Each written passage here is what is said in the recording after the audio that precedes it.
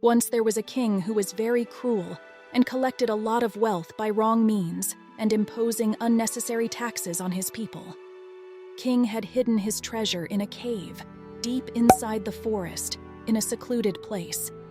At the entry of the cave, there was a lock system.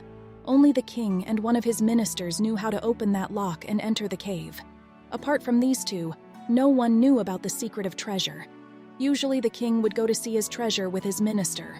One day, without informing anyone, King alone went into the forest to see his treasure. He opened the door of the treasury and entered. He was relieved by the radiance of treasure.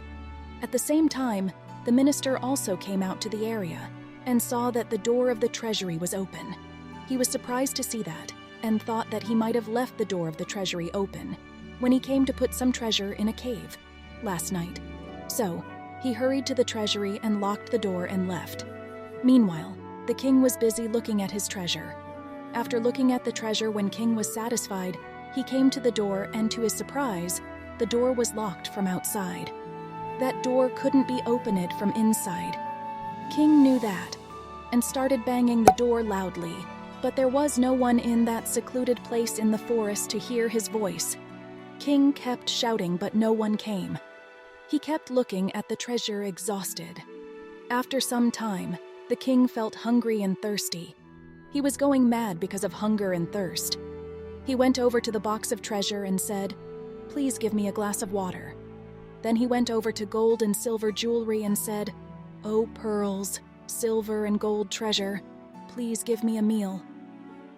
At that time, King felt that all that treasure was telling that, all your life you went after money and treasure, but all this earning cannot give you even a glass of water or food for one time when you need it most.